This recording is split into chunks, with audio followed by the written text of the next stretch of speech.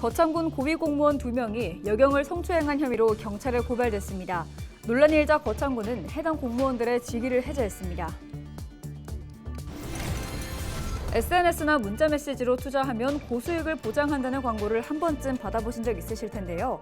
이 같은 방식으로 투자자를 모집하고 수십억을 가로챈 일당이 경찰에 붙잡혔습니다. 요란한 가을비와 함께 바람까지 강하게 불면서 경남 곳곳에 크고 작은 피해가 잇따랐습니다. 6일 경남에서는 가로수 쓰러짐과 도로 침수 등 약 20건 정도의 신고가 접수됐습니다. 비가 내리고 난 이번 주부터 경남의 단풍은 더 짙어지겠습니다. 아름다운 경남의 가을을 차례로 소개합니다. 먼저 가을이 내려앉은 창원 단풍거리를 카메라에 담아왔습니다.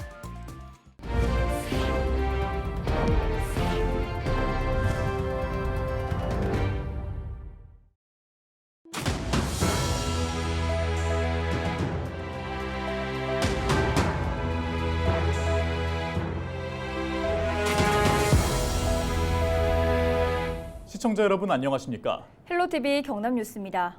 SNS나 문자메시지로 투자하면 고수익을 보장한다는 광고, 요즘 한 번쯤 받아보신 적 있을 텐데요.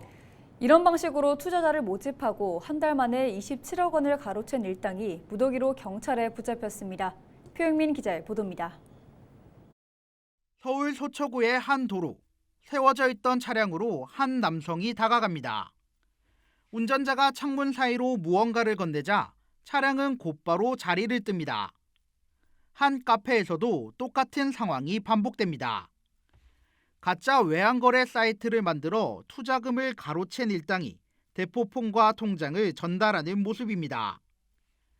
30대 A씨 등 일당은 올해 4월부터 한 달 동안 최대 300%의 고수익을 미끼로 SNS나 문자메시지를 통해 회원을 모집했습니다. 피해자만 29명, 피해액은 27억 원에 달합니다.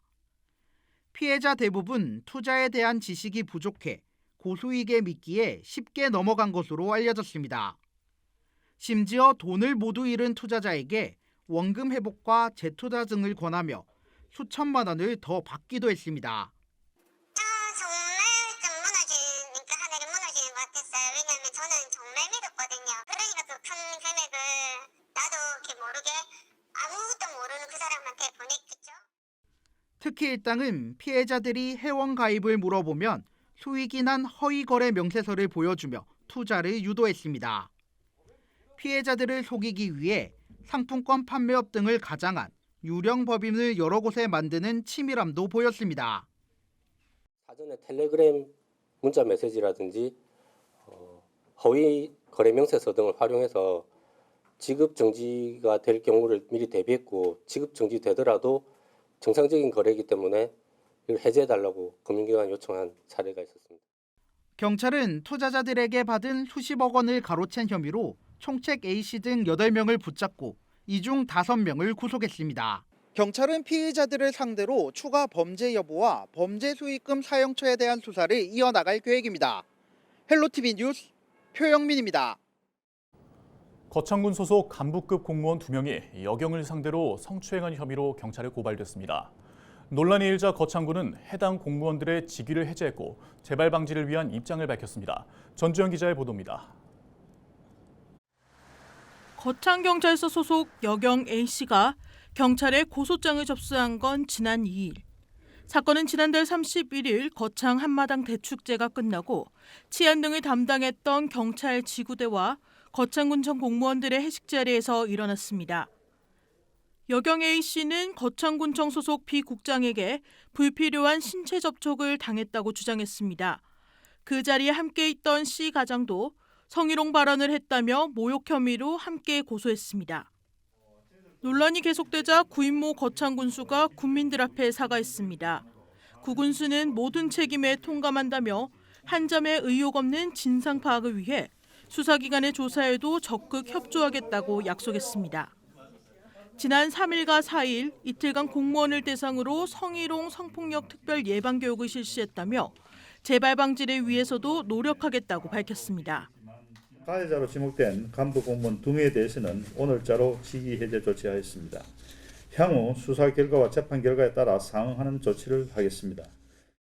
경찰은 현재 피해자 조사를 완료했으며 향후 두 간부급 공무원을 소환해 조사할 예정입니다. 헬로티비 뉴스 전주연입니다. 요란한 가을비와 함께 바람까지 강하게 불면서 경남 곳곳에 크고 작은 피해가 잇따랐습니다.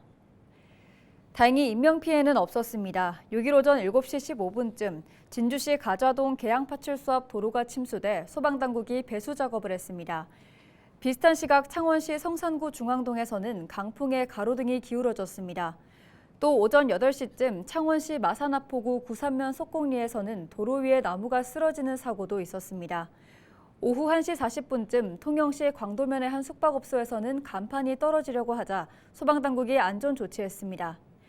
이날 경남에서는 가로수 쓰러짐과 도로 침수 등 약 20건 정도의 신고가 접수됐습니다. 6일 오전 11시까지 지리산 산청 일대에는 110mm의 비가 내렸습니다.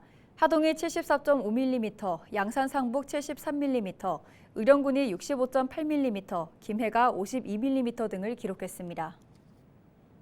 지난주에는 포근하다 못해 덥다고 느낄 정도로 기온이 높았습니다. 다시 늦여름인가 생각될 정도였는데요. 11월 최고 기온도 바뀌었다고 합니다. 주말을 지나면서 강한 비바람이 몰아치더니 이제 본격적인 추위가 성큼 다가왔습니다. 기온이 큰 폭으로 떨어진다고 하니 건강관리에 유의하셔야겠습니다. 박근수 기자입니다. 유난히 따뜻했던 지난주. 겨울을 눈앞에 둔 11월이지만 낮 기온은 20도를 넘을 정도로 포근했습니다. 특히 지난 2일에는 전국 곳곳에서 역대 11월 최고 기온 기록이 바뀌었습니다. 이날 강릉과 경주는 낮 기온이 30도에 육박할 정도였고 대구를 비롯해 서울과 부산 등에서는 25도를 넘는 등 유난히 따뜻한 11월이었습니다. 대부분의 지역에서 기상 관측 이래 가장 더운 11월 기온을 보였는데 11월 초에 늦여름 수준의 더위가 나타나는 것은 이례적입니다. 최근 북쪽의 찬 공기가 남쪽으로 내려오지 못하고 남해상 고기압 가장자리로 따뜻한 공기가 유입되면서 평년보다 높은 기온이 유지되었습니다. 그러나 6일 오후부터 대륙 고기압 영향을 받아 북서쪽에서 찬 공기가 유입되어 7일부터는 본격적인 추위가 시작될 전망입니다. 일부 지역은 아침 기온이 10도 이상 떨어질 것으로 예상되기도 했는데 이번 주 중부지방을 중심으로 영하의 기온을 보이는 지역들이 있을 것으로 보입니다. 낮 최고 기온도 20도 아래에 머물 것으로 예보됐습니다. 기상청은 주 후반에는 다시 평년 기온을 되찾았다가 다음 주에는 초겨울 추위가 시작될 것으로 내다봤습니다. 비가 내리기 전과 비교하면 체감온도의 차이가 크기 때문에 더 춥게 느껴질 수 있는 만큼 급격한 기온 변화 속에 건강을 잃지 않도록 조심해야겠습니다. 헬로티비 뉴스 박근수입니다. 기후 위기를 넘어 기후 붕괴 시대라는 말이 나올 정도로 기후변화가 심각해지고 있습니다. 기상기후 전문가들이 모여 기후변화로 인한 재난 발생의 심각성과 이에 대한 대응 방안을 논의했는데요. 손성혜 기자가 전해드립니다. 올여름 경북 예천 등 곳곳에서 산사태가 발생했습니다. 청주에서는 지하차도가 물에 잠겨 14명이 목숨을 잃었습니다. 극한 호우로 인한 재난이었습니다. 극한 호우는 2013년 48건에서 지난해 108건으로 매년 늘고 있습니다. 미래 극한 강수가 지속적으로 늘어날 거 봅니다. 그게 지구가 따뜻해졌기 때문에 공기 안에 포함할 수 있는 수증기 양이 그만큼 늘어났기 때문입니다. 지난 3일 기후위기와 자연재난을 주제로 열린 세미나. 이 자리에서 기후변화로 인한 극한 기상이 심화하고 있지만 이에 대한 정부 대응은 미흡하다는 지적이 제기됐습니다. 기후변화로 인해서 강수 편차가 심해지고 강우 강도가 강해집니다. 그래서 태풍과 호우와 가뭄이 반복되는 그런 재해가 증가하고 있습니다. 기후변화 추세에 따른 재해에 비해서 정부 대응이 좀 지나치게 늦고 미온적이다. 지난 2일 서울 대부분 지역의 낮 기온이 25도를 넘어선 가운데 서초구는 26.9도까지 치솟았습니다. 지구온난화로 11월인데 여름을 방불케 한 날씨를 보였습니다. 전 지구 평균 기온은 이미 산업화 이전보다 1.09도씩 상승했습니다. 이러한 기후변화가 점점 더 심화할 것이라는 우려와 함께 기후위기가 아닌 기후붕괴가 시작됐다는 경고가 나옵니다. 1도 정도 올라갔는데 지금 우리가 이거 극한 날씨를 경험하게 되는데 기후재난을 경험하게 되는데 앞으로 이것이 더 올랐을 때 1.5도, 2도가 됐을 때는 더 힘들어지겠죠. 폭염의 사망률이 8% 증가한다고 하고요. 또 호흡기 질환으로 인한 사망률이 10% 증가한다고 합니다. 세미나에 참석한 기상 전문가들은 기후 변화로 인한 재난에 대응할 탄력성을 키워야 한다고 입을 모았습니다. 또 쓰레기 줄이기 등 일상생활에서 탄소 중립을 실천하려는 개인의 노력이 뒤따라야 한다고 강조했습니다. 샴푸 덜 쓰기. 이건 환경운동 문제가 아니에요. 기후변화에 직격이 되는 거거든요. 쓰레기 덜 배출하기. 우리 시민들이 생활할 수 있는 기후변화 대응 활동을 조금 정돈해줘서 시민들에게 방법을 알려주는 그런 일이 있었으면 좋겠다. 헬로티비 뉴스 손성입니다. 모든 잎이 꽃이 되는 두 번째 봄, 가을입니다. 요란한 비 소식에 바람까지 강하게 불면서 벌써 가을이 지나가 버리는 건 아닌지 아쉬워하는 분들 많으실 텐데요. 경남 대부분 지역에서는 이번 주부터 단풍이 곱게 물들면서 진한 가을 향을 맡을 수 있겠습니다. 아름다운 경남의 가을을 차례로 소개합니다. 먼저 창원 성산구 단풍거리를 영상 리포트로 만나보겠습니다.